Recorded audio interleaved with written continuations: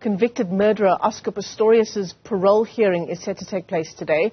The disgraced Paralympian shot and killed his girlfriend, Reeva Steenkamp, on Valentine's Day in 2013.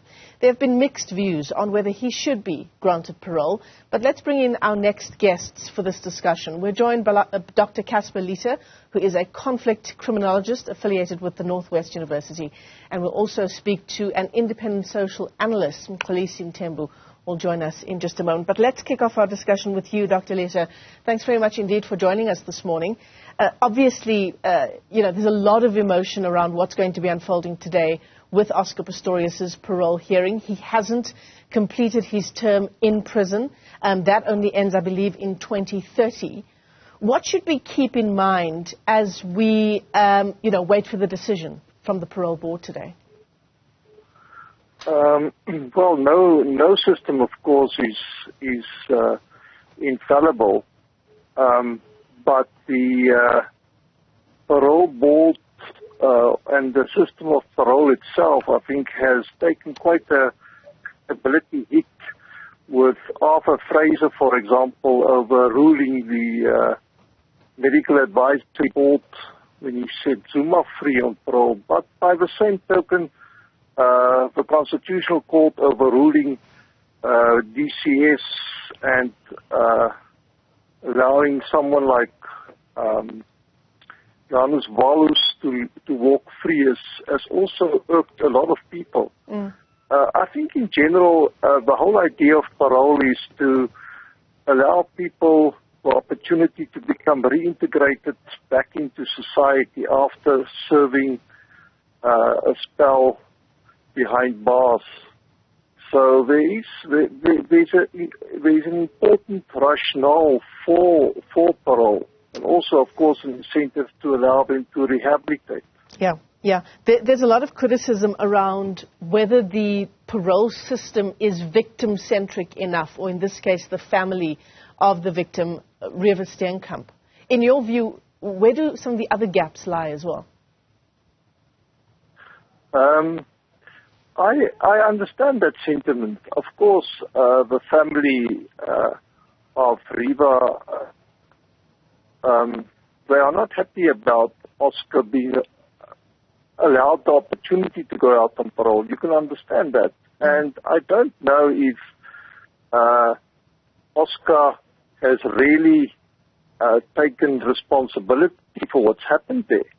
So there's many sides to the argument, but in general, I think the fact that it was a hate crime, misogyny,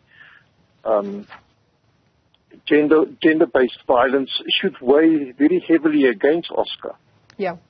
Let's bring in our next guest who's part of this discussion this morning. Mxolisi Mthembu is an independent social analyst, and he joins us via our video link this morning. Mxolisi, it's great to see you. Thanks very much for coming on and being a part of what is quite an important discussion. And as our guest this morning, who's also part of our panel, has been saying, there's going to be a lot of emotions as this decision is delivered by the parole board. What's at the top of your mind this morning?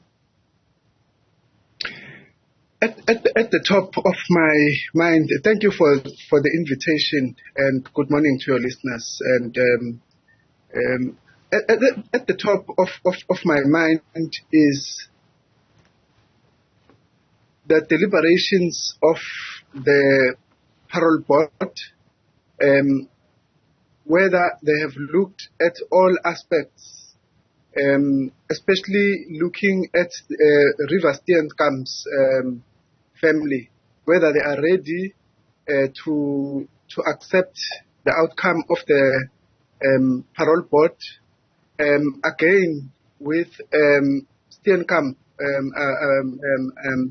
being a perpetrator in this case, whether he is fully rehabilitated, because there is a lot that is going on in our correctional centers.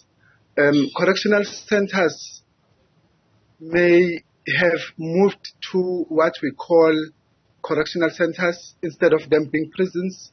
As my honorable guest has also mentioned, that it shouldn't be looked at as a punitive system or measure. We rather should be looking at whether the system itself, does it allow correctional measures, which, for example, is an improved behavior, an improved character of the person who is viewed as a perpetrator in the case. Yeah.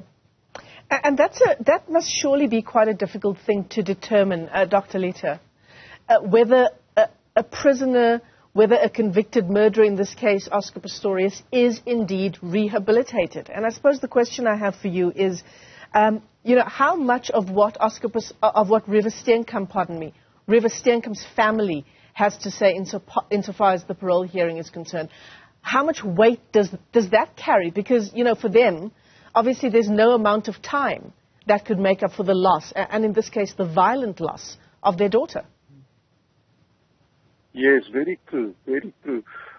Personally, I think in South Africa we're way beyond the idea of rehabilitation. Rehabilitation is largely redundant, especially as a result of so many people not being prosecuted for crimes which have been committed. For example, state capture.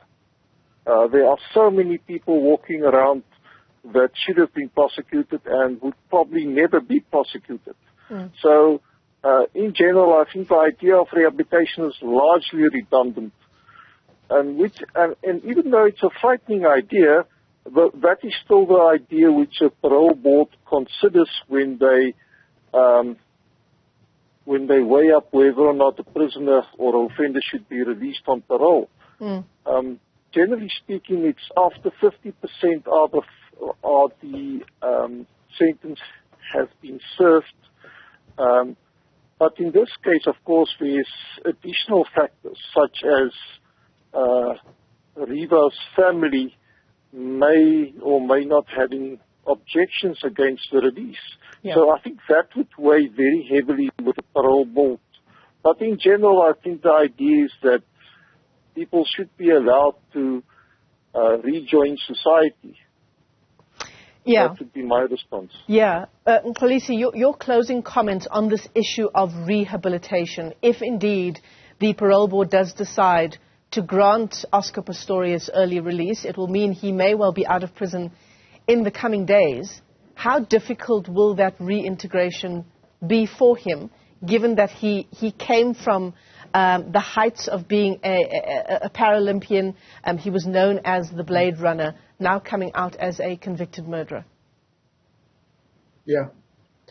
When you look at cases of people being granted a parole, there are two aspects.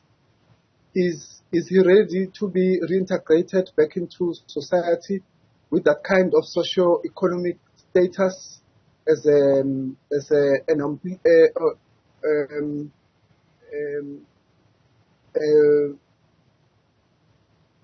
Olympian, a gold medalist? The second aspect is whether the society itself, it has been mentioned many times that there are many efforts that are being put to deal with issues of gender-based violence. Whether the society itself is ready to receive him. His family may be ready, but many prisoners get released from prison. We've seen in some statuses, in some cases where people have been released from prison because of their socio-economic standing status in society. Their families may be ready, but many